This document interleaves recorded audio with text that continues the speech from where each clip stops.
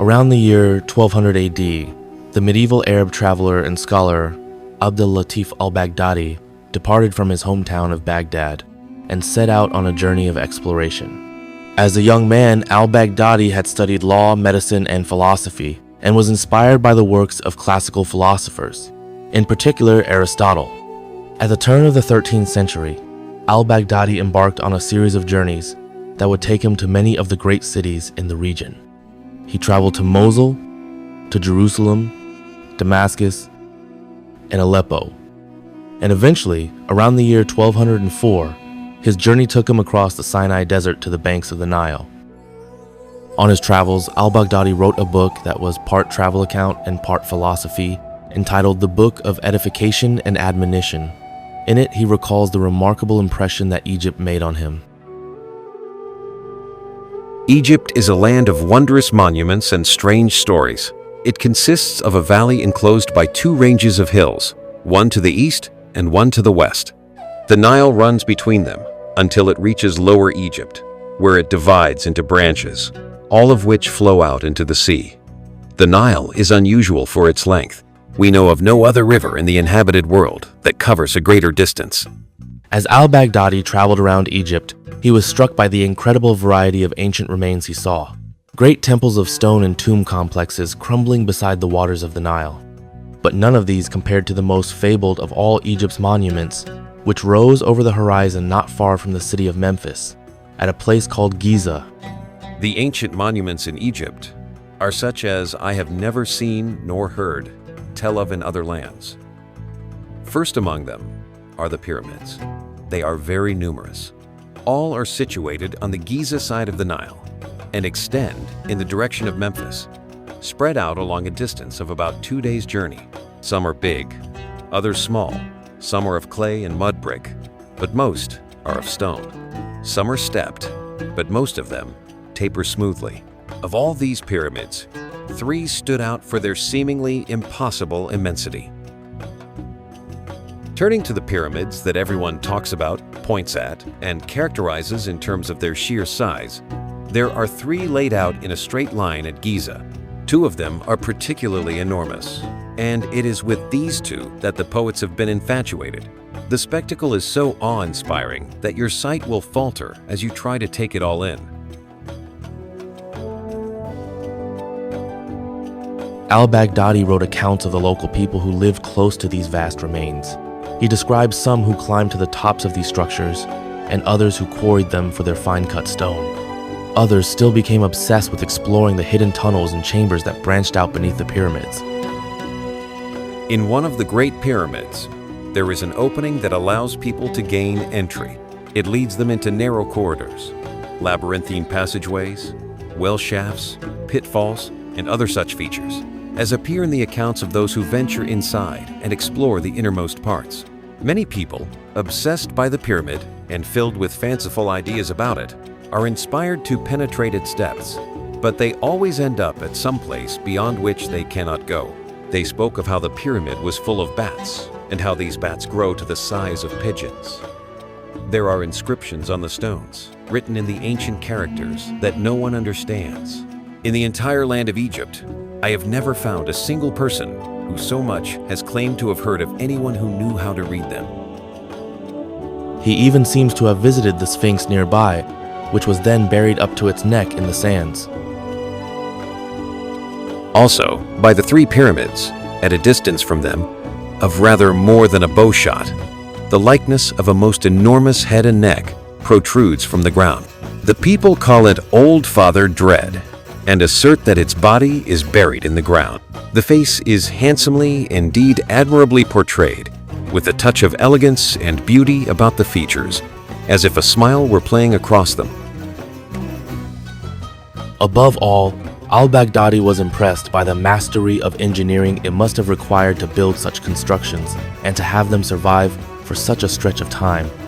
The construction of the pyramids was carried out according to a methodology remarkable in respect both to design and to precision of execution. When al-Baghdadi visited Giza around the year 1200, the Great Pyramid was the tallest man-made structure in the world and had been for more than 3,700 years.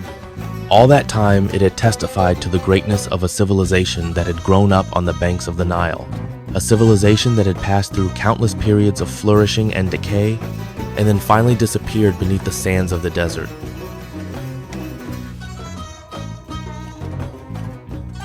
Many empires would consider themselves lucky to last through the reigns of 31 kings, but ancient Egypt would see the reign of 31 dynasties of kings, lasting for more than 3,000 years. In the time since, historians have long struggled with this panoply of rulers and eras and have tried to wrestle the history of Egypt into neat categories. They typically split its history into three sets of dynasties, commonly known as the Old Kingdom, the Middle Kingdom, and the New Kingdom. Between these are a number of intermediate periods when the central power of its kings failed and the land divided. Throughout this history, Egypt's empire would ebb and flow, just like the great river that gave it life.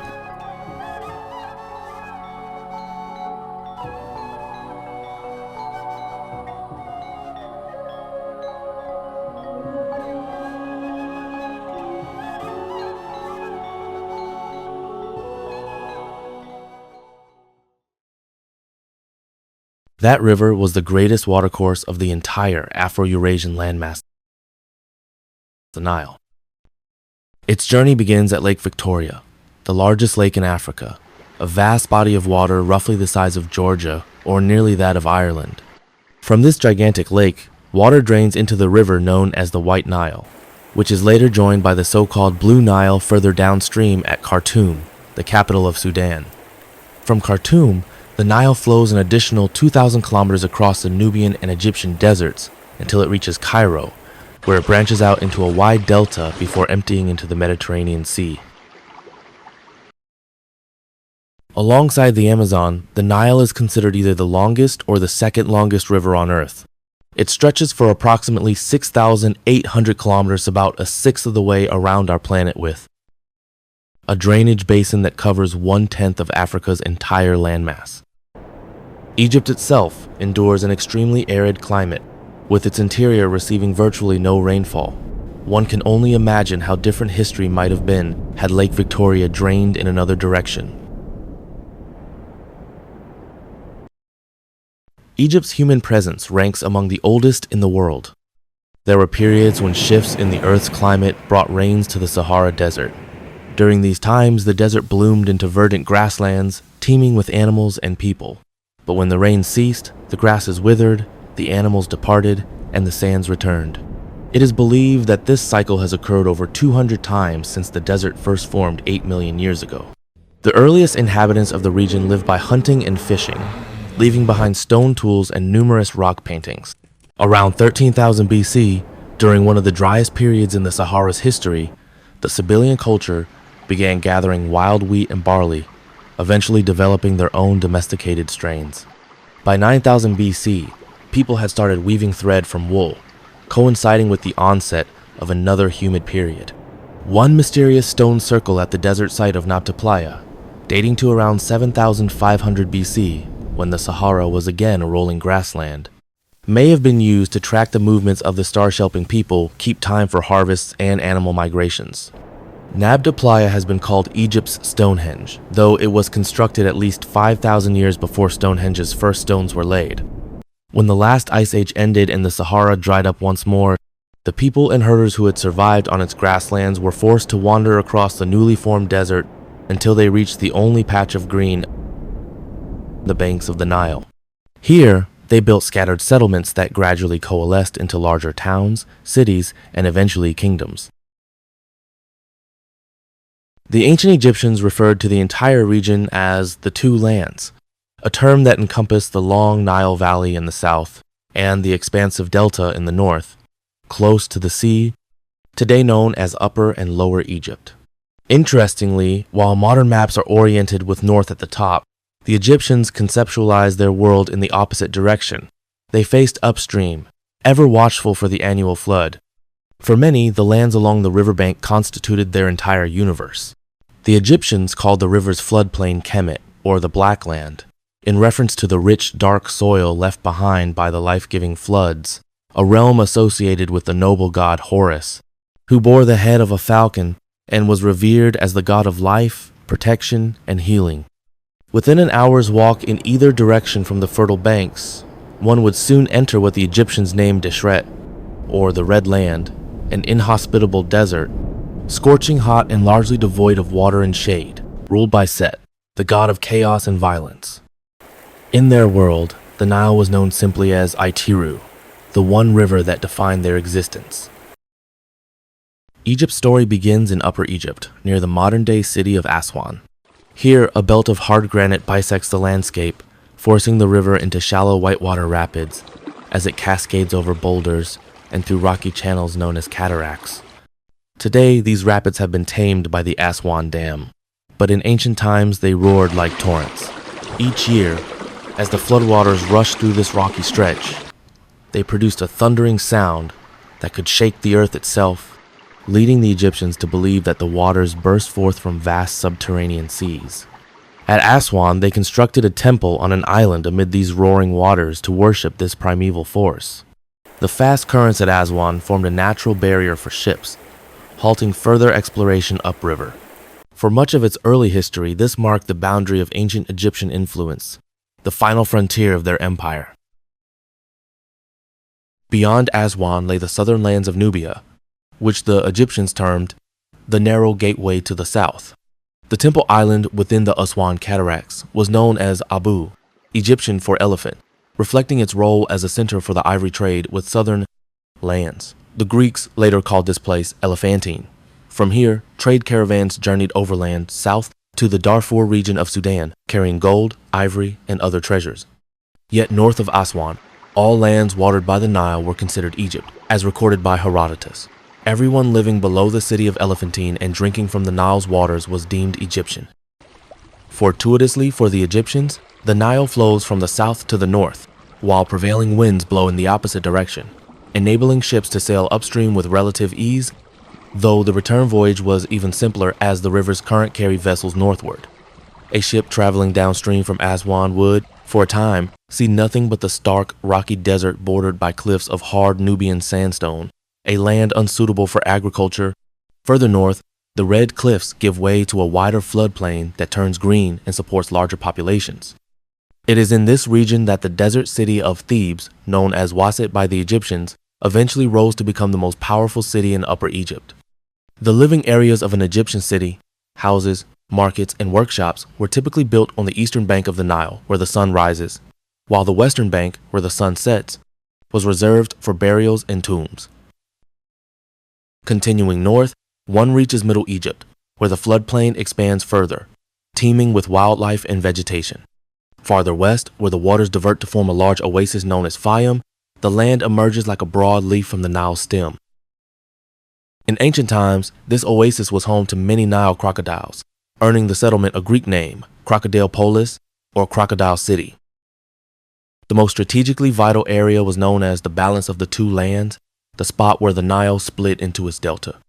As the natural crossroads between Upper and Lower Egypt, this was always the preferred site for the capital during periods of unity. This location gave rise to Memphis, and eventually to modern Cairo, and it is here that the Egyptians built their most famous and enduring monuments. Each year, monsoon rains from the highlands of Ethiopia and Central Africa swelled the Nile. The Egyptian year was divided into 3 seasons: the flood season of Akhet, the growing season of Pere, and the harvest season of Shemu. Once the floodwaters receded in early autumn, the land was refreshed and fertilized with rich Nile mud, allowing crops to flourish. In this dark, fertile mud, farmers cultivated emmer wheat, barley, beans, and lentils during the cooler winter, and by summer, the grain was ready for harvest. Egyptian life was delicately balanced on the whims of the Nile. If he is greedy, the whole land suffers. Great and small fall moaning. People are transformed at his coming. When he rises, the land rejoices. Every belly is filled. Every face beams with laughter. During the pre-dynastic era, the two halves of Egypt were culturally and politically divided. The people of southern Upper Egypt worshipped their own deity Nekhbet, often depicted as a griffin Voltura symbol of power and majesty. Likely darker-skinned, These inhabitants shared cultural and linguistic ties with Nubia and sub-Saharan Africa, with some rulers even intermarrying with southern royalty. In contrast, the people of northern Lower Egypt revered Wadjet, usually shown as an Egyptian cobra, and exhibited more genetic influences from North Africa and the Mediterranean. While the kings of Upper Egypt wore a distinctive white bulbous crown, those of Lower Egypt donned a red crown adorned with a spiraling cobra. The kingdoms that once ruled these regions were ever fluid, yet the geographical distinction between Upper and Lower Egypt remained constant. Then, around 5,000 years ago, everything began to change. This transformation was ushered in by a king from the kingdom of Thinis. His name was Narmer. Shrouded in mystery, the figure of Narmer is known only through fragmented inscriptions and a few significant artifacts. Born with the personal name Menes, he adopted the name Narmer as his Horus name, or regal title, when he ascended the throne of Thinis. Nearly the sole surviving source from this era is the renowned Narmer palette, a carved artifact offering only a handful of cryptic clues. On one side, the palette portrays King Narmer standing over a vanquished foe, grasping his enemy by the hair with one hand and raising a mace in the other, a clear emblem of domination. Here, Narmer is depicted wearing the white bulbous crown of his native Upper Egypt, suggesting he subdued his rivals there. On the reverse, he is shown leading an army before rows of defeated foes, and below that, a bull is illustrated tearing down a fortress wall with its horns.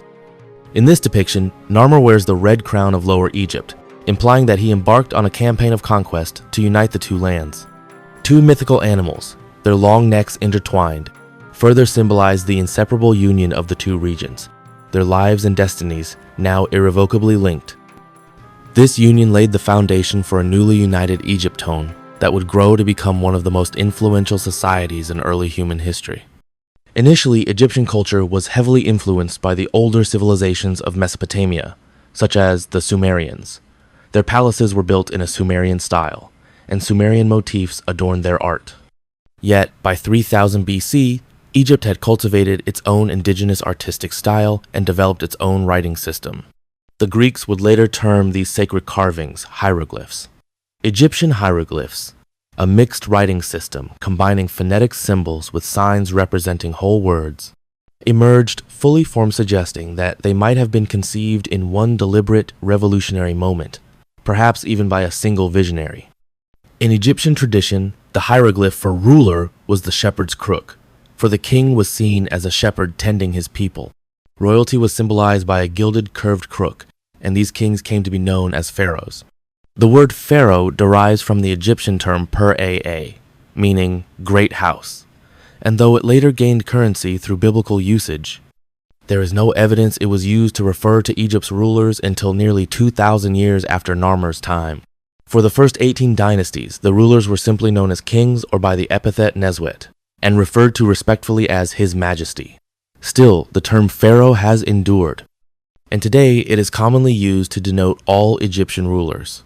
In ancient belief, the pharaoh was the living embodiment of the falcon god Horus, and the son of the sun god Ra, concept celebrated in later hymns. Pharaoh, Lord of Wisdom, whose name was once unknown to his mother, is exalted in the heavens. His might spans the horizon. He is likened to the bull of the sky, shattering all in his path, sustained by the essence of every god.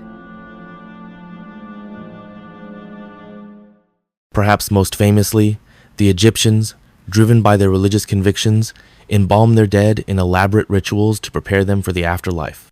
The Greek Herodotus, who traveled extensively in Egypt, described how specialist embalmers would, in exchange for a fee, demonstrate their art on wooden models of lifelike corpses. They presented 3 methods each with varying levels of intricacy, an expense allowing the bereaved to choose how their loved one should be prepared. Mummification was a costly art reserved for the wealthy merchants, royal officials, and of course the pharaoh himself. An inscription on the tomb walls of the pharaoh Unus offers a glimpse of the prayers and blessings uttered during these rituals, invoking the sun god Amun-Ra and the moon god Thoth. Sunday and Thoth, take Unus with you, that he may eat of what you eat, drink of what you drink, sit where you sit, and sail in what you sail. The booth of Unus is plated of reeds. His flood is in the marsh of offerings. His feast is among you, gods. His water is wine, like the sun. Unas shall circumnavigate the sky, like the sun. Unas shall traverse the heavens. Upon ascending the throne of a newly united Egypt, King Narmer established a new capital at the precise point where the river met the delta, the city of white walls, which we now call Memphis. The kings who followed Narmer ruled from this capital, frequently traveling between palaces. When they died, their bodies were returned to Narmer's home region of Thinis in Upper Egypt, where they were mummified and interred in the ancestral burial grounds at Abydos. That changed during the reign of a king named Hotep-Sek-Emwi. Ruling from about 2900 BC, he inaugurated what is known as the Second Dynasty of Egypt, and made the decisive choice to establish a new burial ground near Memphis. His vision was to have Egypt's pharaohs interred close to their new capital. For this sacred site, he selected a location on the western bank of the river, the side where the sun sets, at a vast open area called Saqqara. Saqqara is set on a raised plateau that remains untouched by the Nile's floodwaters. Visually, it must have struck ancient onlookers as a dramatic juncture where the fertile riverbanks abruptly gave way to the lifeless, endless desert. For this reason, it was likely regarded as a threshold between life and death, a perfect necropolis, or city of the dead. Moreover, its prominent position, highly visible from the new capital of Memphis, ensured that the tombs of kings and queens, along with the resting places of countless royal attendants and nobles, would be remembered for eternity. Initially, these tombs were constructed in the form of mastabas, large rectangular structures made of mud brick that promised their occupants a rebirth into the next life. Although these structures could be grand, they were relatively modest. Yet, Egyptian pharaohs soon became even more ambitious in their burial practices. This ambition truly began with the rule of the pharaoh Djoser, whose reign marks the beginning of the Old Kingdom, a period that would last for the next 500 years. Djoser was the son of Khsekhemwy, the king who reunited Egypt after a tumultuous period when the northern delta had rebelled. With order restored, Djoser sought to maintain stability by establishing a permanent capital at Memphis, enabling him to better govern the rest of northern Riverland. Over nearly 3 decades, he embarked on an ambitious program of construction, rebuilt temples, erected fortresses along the river, and most notably, transformed his own burial into a lasting legacy. When Djoser began constructing his final resting place, it resembled the mastaba tombs of earlier kings. However, his royal architect soon envisioned something far more daring. A visionary chancellor and engineer with numerous titles, and who was born in the 27th century BC, revolutionized tomb construction. Although much of his life has been shrouded in myth and legend, Imhotep is recognized as a polymatha priest, statesman, scribe, physician, architect, and even a magician, and is perhaps the first non-royal individual recorded in history in any detail. Tasked with constructing Djoser's tomb, Imhotep rejected a conventional mud brick mastaba in favor of stone. Quarrying the stone from nearby bedrock and roughly cutting it into blocks, he realized that this stronger material could support greater weight. There was no reason to halt construction once the first mastaba was built. Imhotep then experimented by placing a smaller mastaba on top of the first, and yet another atop that, creating a step design reminiscent of a wedding cake. Originally planning for 4 tiers, he soon became even more audacious, and by the time the construction was complete, Djoser's tomb rose in 6 layers. Perhaps the world's first large-scale stone construction, it reached a height of 62 meters, and was likely the tallest building on Earth at the time. When Djoser died, he was interred in a granite chamber beneath the edifice, surrounded by a labyrinth of tunnels. Djoser's pyramid was a revolutionary leap in Egyptian architecture, a challenge to all subsequent kings that they found irresistible. The challenges faced by engineers like Imhotep were enormous, and their achievements become even more remarkable when one considers the speed required to complete these monuments. Today, Egypt is scattered with the ruins of half-built pyramid structures abandoned midway through construction, often because the commissioning pharaoh died prematurely. Once a king passed away, there was little incentive to complete his tomb, as a new pharaoh would soon demand the start of his own. Consequently, pyramids were typically finished, at the very least, within 30 years. Only those kings with the longest, most stable reigns lived long enough to see the final capstone placed. To construct each pyramid, the Egyptians required enormous labor forces, up to 100,000 workers per pyramid, with around 10,000 laboring at any given time. There is a common misconception that these monumental structures were built by legions of slaves. However, most historians now agree that this is not the case. While slavery was indeed a part of Egyptian societies, as it was throughout the ancient world, slaves were primarily prisoners of war, individuals who had fallen into debt, or those who had committed serious crimes. These individuals were mostly employed as domestic servants, or used in extraction industries like mining and quarrying, and were considered an underclass, not entrusted with the construction of such sacred and significant edifices. In fact, evidence shows that the pyramid builders were a mix of professional artisans and seasonal laboring peasants who worked in exchange for rations. The life of an Egyptian farmer was governed by the annual floods, leaving only a few months each year when they could work in the fields. For the remainder of the year, they leased their labor to construction projects, the digging of canals, and other public works, including the building of pyramids. It appears that their supervisors fostered a sense of team pride and healthy competition, sometimes awarding honors and extra beer rations to those who moved the most blocks. Although the work was undoubtedly backbreaking, over the following millennium, millions of Egyptians accepted this arrangement. Perhaps they also felt pride in contributing to these magnificent constructions, which, if all went well, they would see completed. So respected were these laborers that any who died during construction were buried in tombs within the royal complex, a lasting honor that slaves would never have received. Sneferu reigned for nearly 48 years, a period marked by prosperity and stability. During his long reign, he secured his reputation as Egypt's most determined pyramid builder. With the failure of previous kings to construct a stepped pyramid matching Djoser's achievement, Sneferu began to wonder if he could create something even more extraordinary, a pyramid that embodied perfect geometric form. He envisioned a structure with polished, smooth sides, unlike anything the world had seen before. His first attempt at this vision was the pyramid at Meidum. Although there is some debate as to whether the Meidum pyramid was built by Sneferu or his predecessor Huni, it stands as one of the most impressive failed pyramids in history. The Meidum pyramid was built in several stages.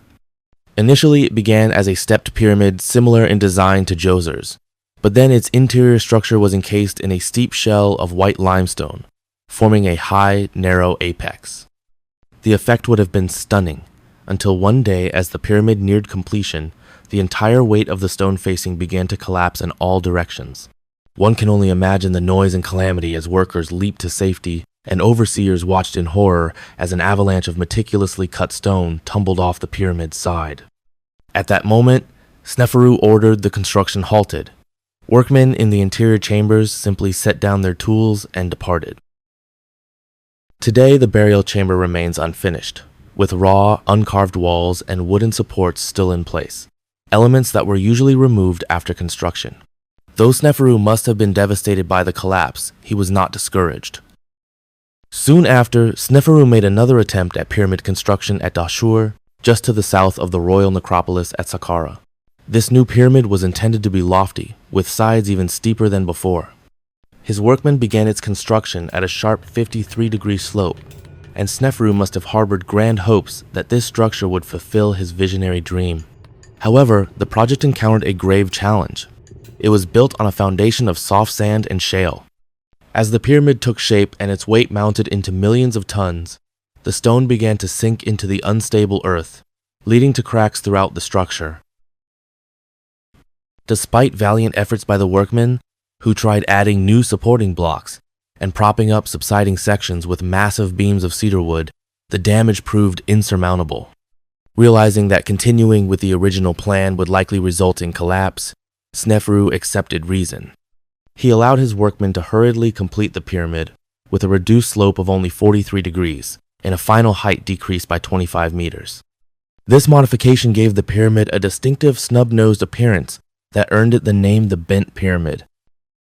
Yet even with this adjustment, it was clear that Sneferu's ambitions were not fully satisfied.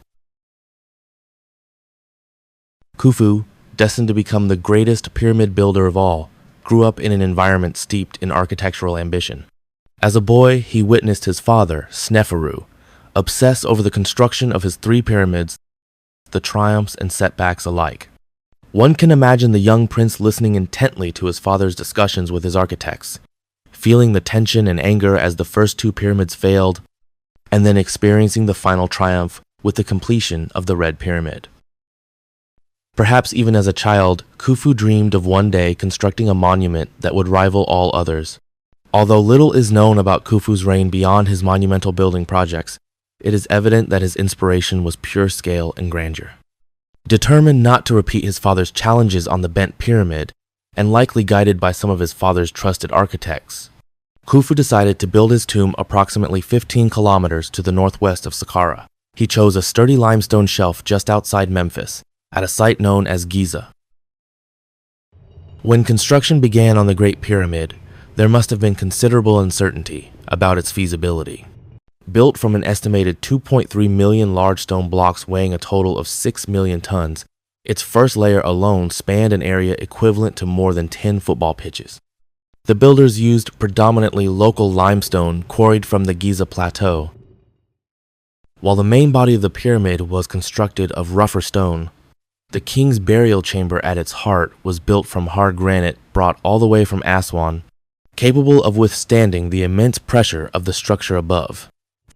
These blocks were extracted from underground tunnels and then transported by barge down the Nile via a network of carefully dug canals and artificial harbors. Remarkably, the Great Pyramid was oriented perfectly to true north, with each face aligning precisely with the compass point, testament to the Egyptians' advanced astronomical measurements. It is estimated that the construction took only about 23 years, with the final stones placed around 2560 BC. Upon completion, the Great Pyramid of Giza stood 147 meters, high nearly 40 stories, and remained the tallest man-made structure in the world for almost 4,000 years. Although Khufu's legacy is immortalized through this grand monument, very little is known of him beyond his ambition. When Khufu died around 2525 BC, his son ascended the throne, yet his reign was brief, and upon his death, another of Khufu's sons became pharaoh. His name was Khafre. Following in the footsteps of his father and grandfather, Khafre embarked on constructing a grand pyramid of his own. He placed it right beside his father's monument. However, for reasons that remain debated, he chose not to build it as high. Perhaps his builders, weary of the endless pursuit of ever larger pyramids, advised that a larger structure was unfeasible.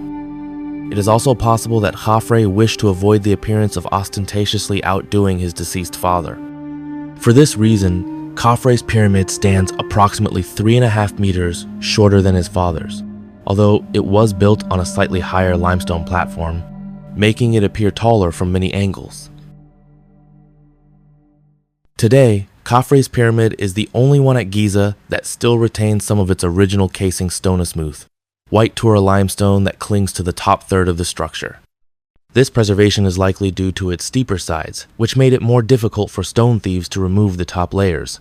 These remaining casing stones allow us to envision how these monuments would have shone in their golden age, the smooth, white surfaces gleaming brilliantly under the harsh desert sun, and softly illuminated by the moonlight at night.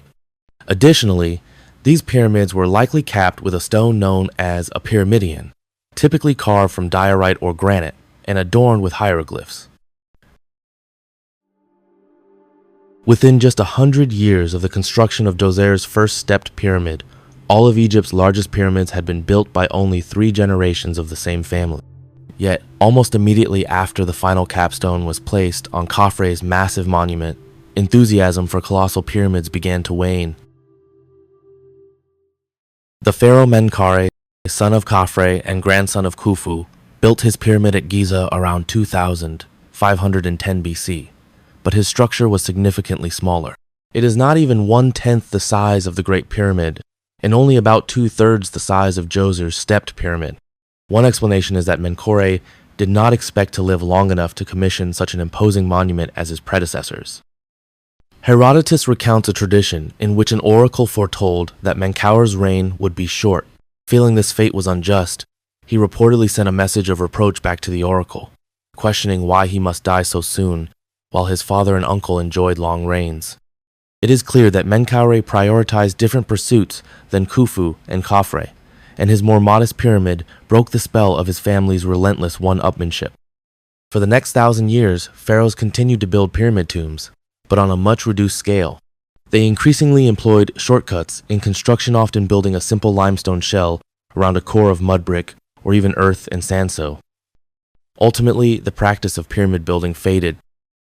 The cessation of pyramid construction was partly due to changes in religious attitudes toward burial, and partly due to concerns over tomb robbers, for a pyramid was essentially an enormous public announcement that the richest man in Egypt was buried within.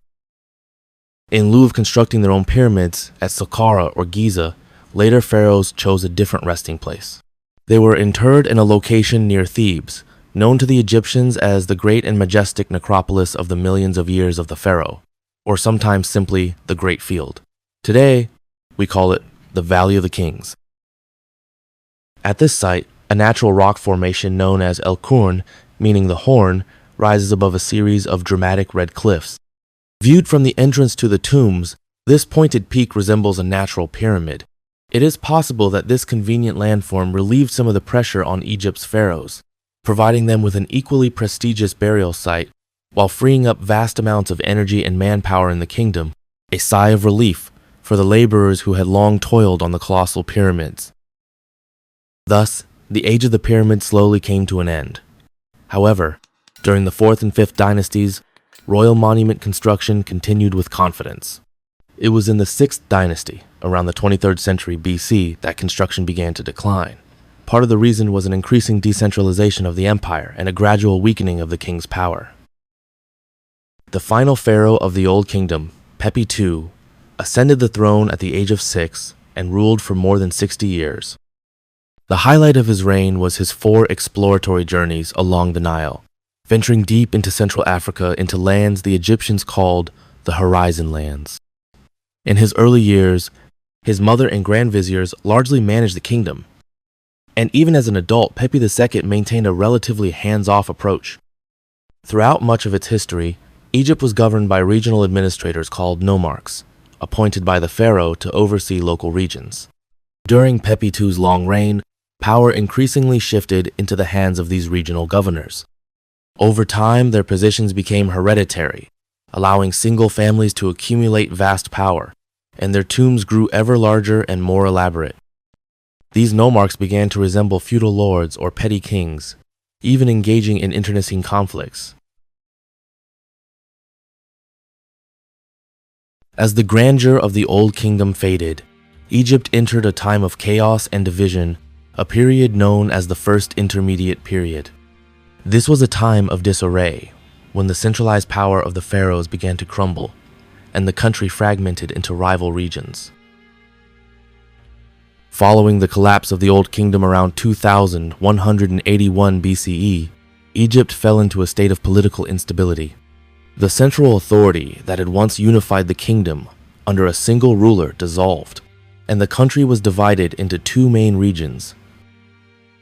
The northern part, Upper Egypt, and the southern part, Lower Egypt.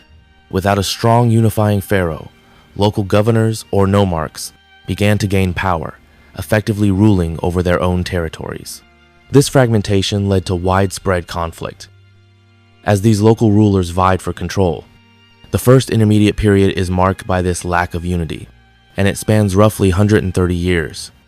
While there was no single ruling dynasty during this time, Egypt saw the rise of several short-lived rulers and competing dynasties, each struggling to assert their dominance over the land. However, despite the political disarray, the First Intermediate Period wasn't without its developments. In the absence of a strong central government, the local regions maintained a degree of prosperity. The economy was still based largely on agriculture, with the fertile land along the Nile continuing to sustain Egypt's population. The influence of religion also endured, with temples and shrines continuing to play an important role in Egyptian society. The period is also known for a shift in cultural and artistic expressions. In contrast to the monumental art and architecture of the Old Kingdom, the First Intermediate Period saw a decline in large-scale building projects. Instead, art became more focused on the personal and intimate, with smaller tombs and more personal objects created for the deceased. Despite these challenges, the First Intermediate Period eventually came to an end when a ruler from the south, Pharaoh Mentuhotep II of the 11th dynasty, succeeded in reunifying Egypt around 2055 BCE. His victory marked the end of the fragmentation and the beginning of a new era, the Middle Kingdom.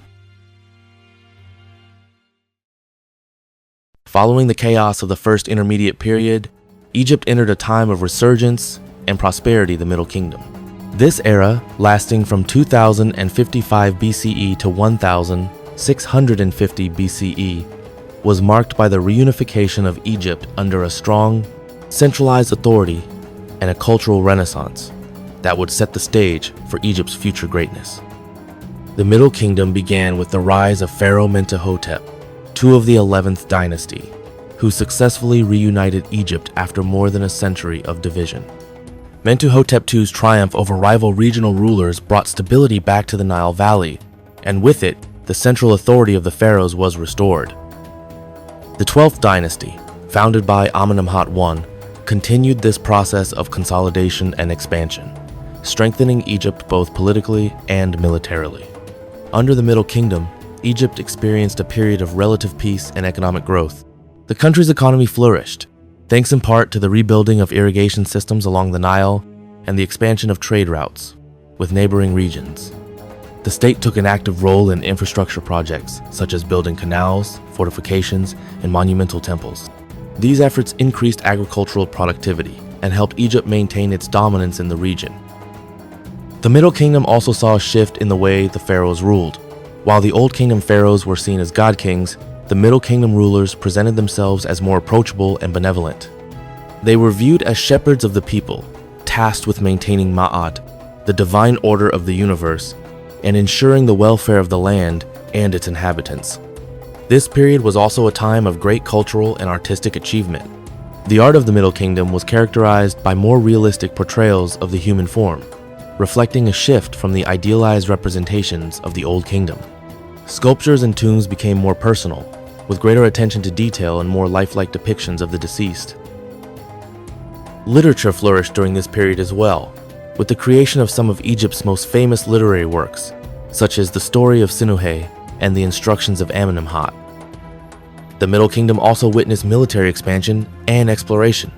Egyptian armies campaigned in Nubia to the south, securing valuable resources such as gold, and even ventured into the Levant to the northeast. This expansion not only secured Egypt's borders but also ensured access to vital trade routes and resources. Despite these successes, the Middle Kingdom eventually came to an end, as external pressures and internal challenges began to mount. In the late 13th dynasty, a series of weak rulers led to a decline in central authority, and by 1650 BCE, Egypt faced the threat of invasion. This marked the beginning of the Second Intermediate Period, a time of foreign rule and instability. The Second Intermediate Period, lasting from approximately 1650 to 1550 BCE, was a time of turmoil and foreign rule in ancient Egypt. Following the decline of the Middle Kingdom, Egypt entered a phase marked by political fragmentation, external invasion, and the rise of the Hyksos, a foreign Semitic people who would rule parts of Egypt for nearly a century. As the central authority of the pharaohs weakened during the late 13th dynasty, Egypt's once unified empire began to break apart. Nomarchs, or provincial governors, gained increasing power in the regions of Egypt, eroding the control of the pharaohs over the country. This decentralization set the stage for external forces to exploit Egypt's vulnerability. Around 1650 BCE, the Hyksos, who were originally from the Levant region, began to infiltrate the Nile Delta. They were skilled warriors, and their advanced military technology, including the use of horse-drawn chariots and composite bows, gave them a distinct advantage over the native Egyptians. The Hyksos gradually gained control over Lower Egypt, establishing their capital at Avaris. The Hyksos' rise to power marked a significant shift in Egyptian history. For nearly a century, they ruled as foreign pharaohs in the north, while native Egyptian rulers, the 16th and 17th dynasties, controlled the south from Thebes. This division created two competing factions, with the Hyksos in the north and the native Egyptian rulers in the south. However, their rule was not without resistance. The native Egyptians, under the leadership of rulers from the 17th dynasty, particularly Sekhar Tau and Kamose, launched military campaigns to expel the Hyksos from Egypt. These campaigns, although initially unsuccessful, marked the beginning of Egypt's struggle to regain its independence. The eventual expulsion of the Hyksos was led by Pharaoh Ahmose I, the founder of the 18th dynasty. Ahmose's successful military campaigns drove the Hyksos out of Egypt around 1550 BCE, ending their nearly century-long rule. With the defeat of the Hyksos, Egypt was reunited once more, and a new era of stability and expansion, the New Kingdom, would begin. The second intermediate period was a time of both struggle and transformation. The foreign rule of the Hyksos exposed Egypt to new technologies, such as the chariot and the composite bow, which would later play a crucial role in Egypt's military success. The experiences of this period also reinforced the importance of strong leadership and unity in maintaining Egypt's dominance in the ancient world. With the fall of the Hyksos and the reunification of Egypt under Ahmose I, Egypt entered a new chapter in its history, one that would see the rise of one of the greatest empires of the ancient world. The New Kingdom, lasting from approximately 1550 to 1077 BCE, is often regarded as the golden age of ancient Egypt, a time of military power, immense wealth, and monumental achievements. Following the expulsion of the Hyksos and the reunification of Egypt under Pharaoh Ahmose I, Egypt entered an era of unprecedented prosperity, expansion, and cultural flourishing.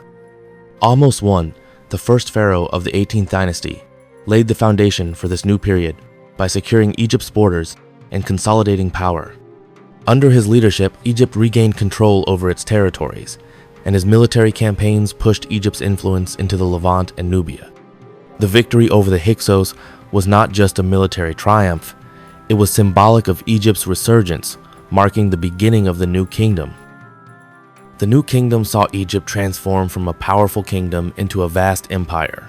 Successive pharaohs, including Thutmose I, Thutmose III, and Amenhotep II, expanded Egypt's territorial boundaries through military conquest. Thutmose III, often called the Napoleon of Egypt, conducted 17 military campaigns in the Levant and Syria, bringing vast wealth and tribute to Egypt. He secured Egypt's dominance over regions that stretched from the Euphrates River to the Sudanese border. The New Kingdom was also a period of extraordinary cultural development. Egypt's economy flourished due to its control of vast trade routes, and monumental building projects reached their peak. Temples, tombs, and palaces were constructed on a scale never before seen. The mortuary temple of Hatshepsut, the great female pharaoh, stands as one of the most remarkable examples of New Kingdom architecture.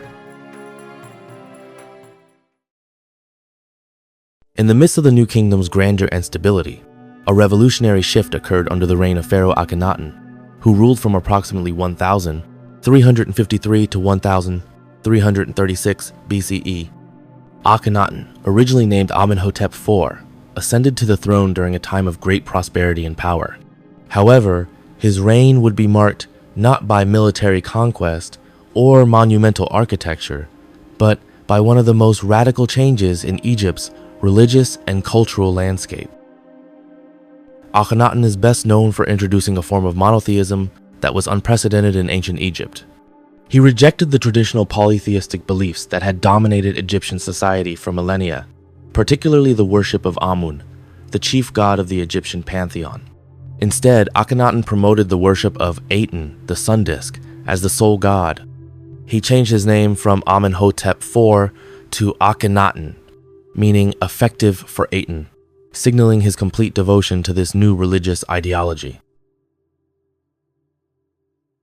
Akhenaten's religious revolution was not merely a change of gods, it was a complete overhaul of Egypt's religious structure. He closed temples dedicated to other gods, particularly those of Amun, and redirected wealth and resources to the worship of Aten. The traditional priesthood, which had wielded great influence and wealth, was systematically stripped of its power, and Akhenaten established a new center of worship at the city of Akhetaten, which he founded in the desert. This new city, now known as Amarna, became the capital of Egypt and the center of the Aten cult. Art and culture during Akhenaten's reign also took on new forms. The artistic style of the period is distinctive for its naturalism and intimate portrayal of the royal family. Akhenaten and his queen, Nefertiti, are depicted in an unusually realistic and affectionate manner, often shown in tender scenes with their children. This break from the more formal and idealized representations of pharaohs in earlier periods was a reflection of the king's desire to present himself as a divine intermediary between the Aten and the people. The religious and cultural reforms of Akhenaten were not universally accepted. While Akhenaten's rule was celebrated by some, particularly in the early years of his reign, many Egyptians resisted the abandonment of their traditional gods. The powerful priesthood of Amun, in particular, would have been deeply opposed to the loss of their influence and wealth. It is believed that Akhenaten's monotheistic experiment was not widely embraced by the population, and his successors, including his son Tutankhamun, would eventually reverse many of his policies.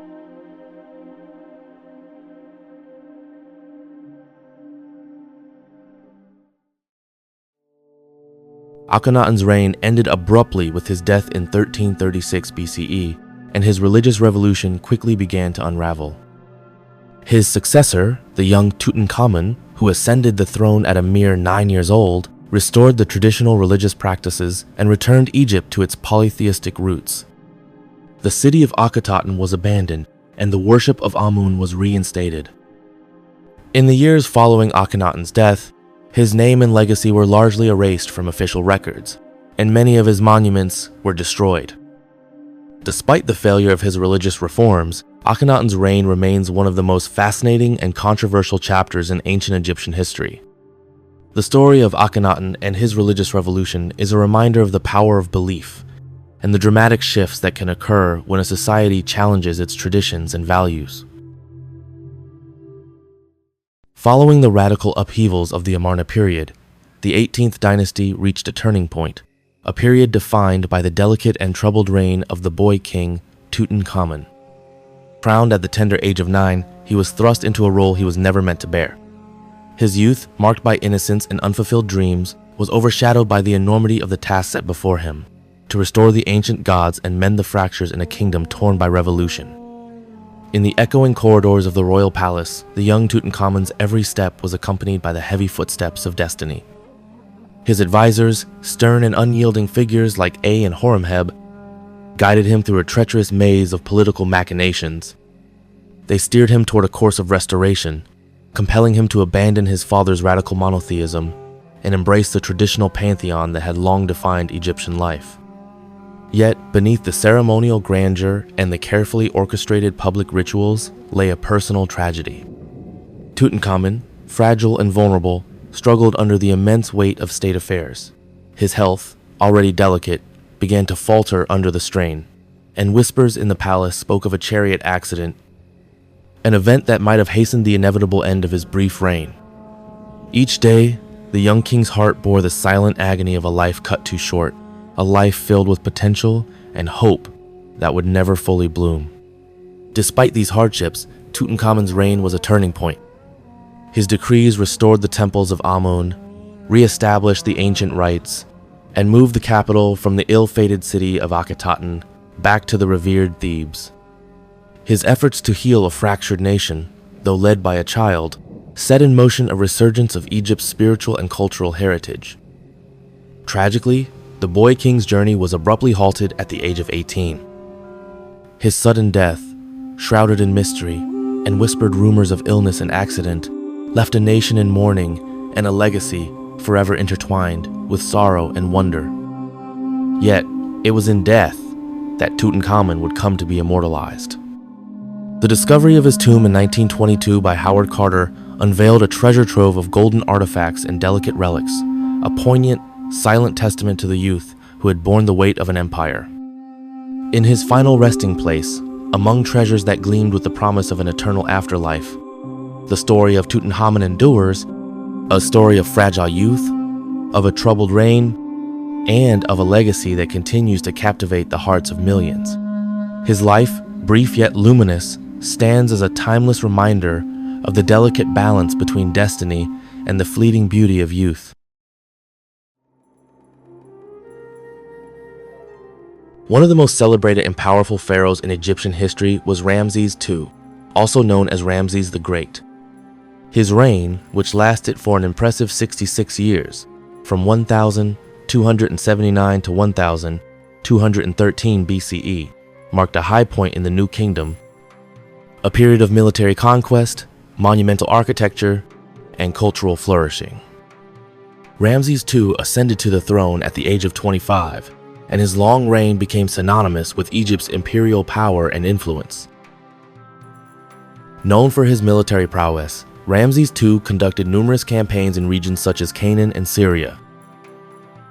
One of his most famous battles was the Battle of Kadesh against the Hittites in 1274 BCE, a battle depicted in grand reliefs, where he portrayed himself as the victorious warrior king.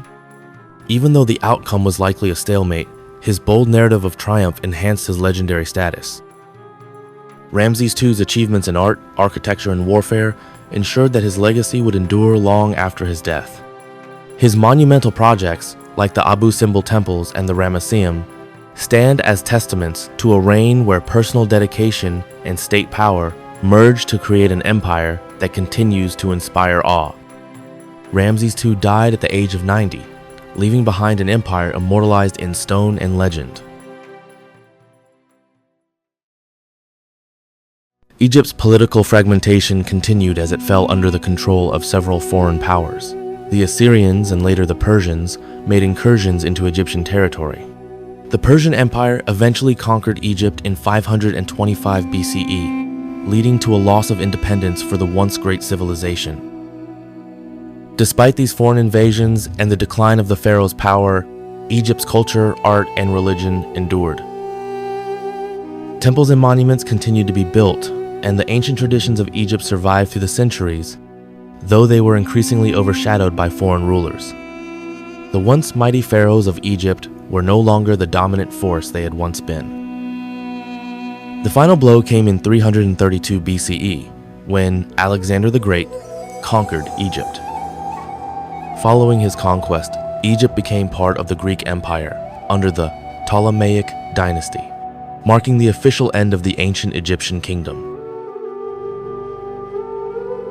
Although Egypt remained a center of learning and culture during the Hellenistic period, its independence and ancient civilization had come to an end.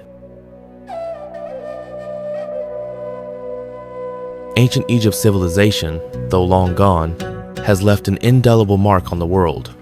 Its monumental achievements, like the pyramids of Giza, the Great Sphinx, and the temples of Luxor and Karnak, showcase the Egyptians' mastery of engineering, art, and religious devotion. These iconic structures continue to captivate and inspire. Egypt's contributions to medicine, astronomy, and mathematics laid the foundation for future advancements. Their understanding of anatomy, surgery, and the 365-day calendar demonstrates their remarkable scientific insight. Egyptian art, with its vibrant frescoes and statues, remains influential, as does their philosophy and religious concepts, particularly the belief in the afterlife, which resonated across civilizations. The hieroglyphic writing system, deciphered through the Rosetta Stone, unlocked a treasure trove of Egyptian knowledge. Egypt's role as a crossroads of global trade enriched civilizations worldwide, spreading innovations like papyrus, gold, and grain across Africa, the Middle East, and the Mediterranean. In summary, Egypt's legacy is vast and enduring.